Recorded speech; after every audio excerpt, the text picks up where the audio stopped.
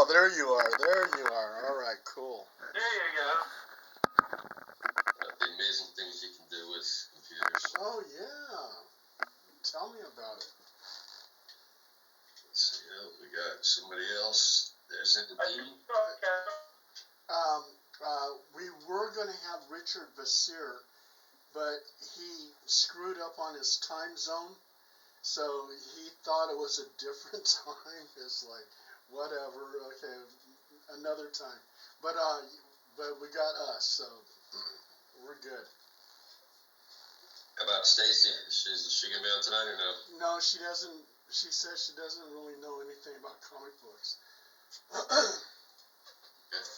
So. All right, cool. I'll go ahead and hit record. This meeting is being recorded. Go ahead and take it away, Paul. All right.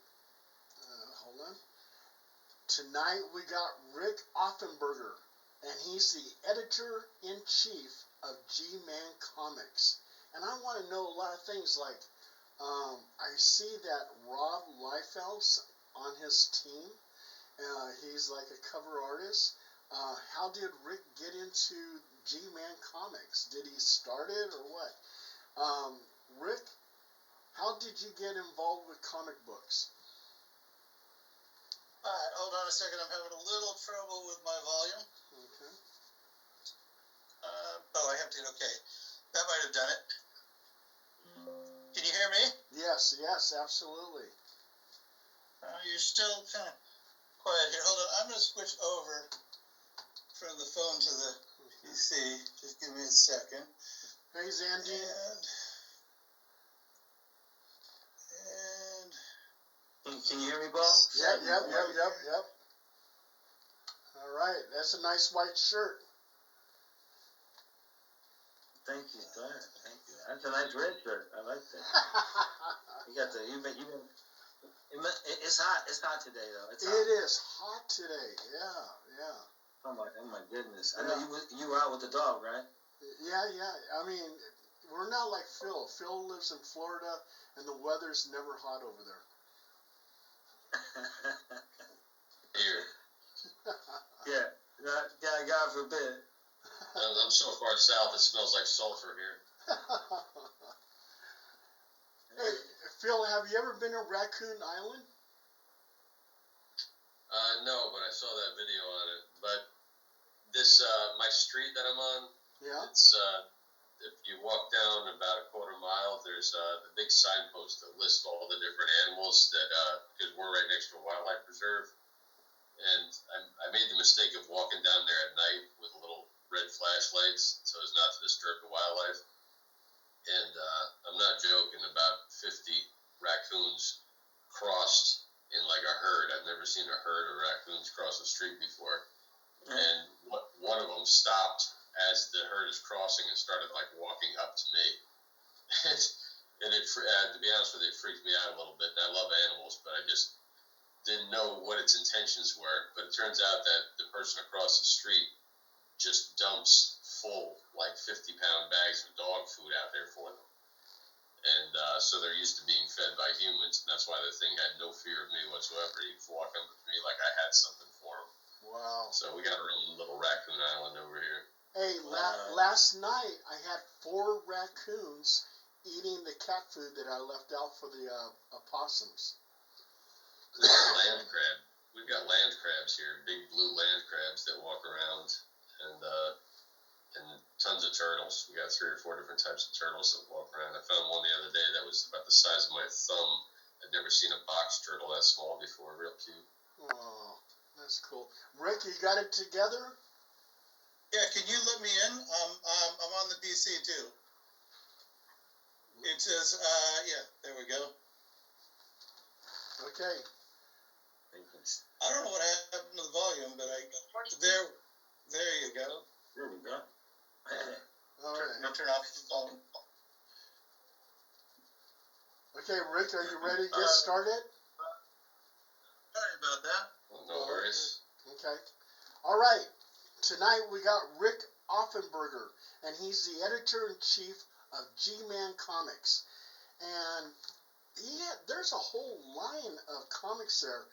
Some beautiful artwork, and I think Rick does some writing for some of those comics. Rick, how did you get involved with comic books? Well, as a kid, my father read comics when he was a kid, and so before I could read, he was buying comics for me and my brother and reading them to us. I think it got him a chance to read comics himself again, and so it's been a lifelong fascination for me.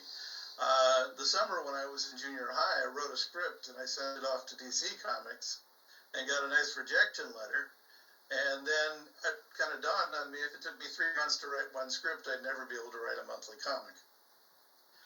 But I was a retailer at one point, and I was writing a comic, and the art was being done by one of my customers. And each week we were photocopying off the page and putting it in everyone's pull list. So I've been doing this for a while, but it's been about 6 years that we've actually been publishing comics. So, as a child, were you reading Marvel, DC, both? Archie Both. comics? Marvel was a little harder because there were so many cliffhangers and soap opera subplots, and I was getting my comics at like Thrifty Drug and 7-Eleven, and like my father would take me to Sunday school, and then after Sunday school we'd stop and get a Slurpee and a comic. Well, the comics were coming out bi-monthly in some cases, and you never knew when the next one was actually coming in. As a kid, it was hard to track. So if you'd miss an issue at Marvel, it was harder. And then if you missed an issue at DC, they were all done at once, so you didn't really lose anything. But as soon as I could put together $3, which is how much it cost at the time, I started subscribing to the Marvel comics so I wouldn't miss an issue. Because I'd gotten samples here or there, but you only got like part of the story. And how many comic books are you writing for at G-Man Comics? There are 3 ongoing series that I write, and then we do an anthology book. And so I do a variety of stories in the anthology book. And then Eric, who's my partner there, is writing another 2 comics. And Gilbert, who's our art director, is doing 1 or 2. So like with the current Kickstarter, we have 11 comics in there. Okay. And how did you get... we release them in bulk to try and save people money on shipping because I'm sorry, yes? I was going to ask you, how did you get Rob Liefeld, that's a pretty big name, on the team? Well, Rob, I have known him since he was a teenager. Okay. We used to shop at the same comic store, and he drew bags for the comic store I shopped in and the comic store across the street. They had pictures of his young blood on the wall of photocopies, and one of them he'd colored himself back when he was doing the Megaton stuff, before he was ever working for DC and Marvel. And I was there when his art was just showing up in the Who's Who books and the New Talent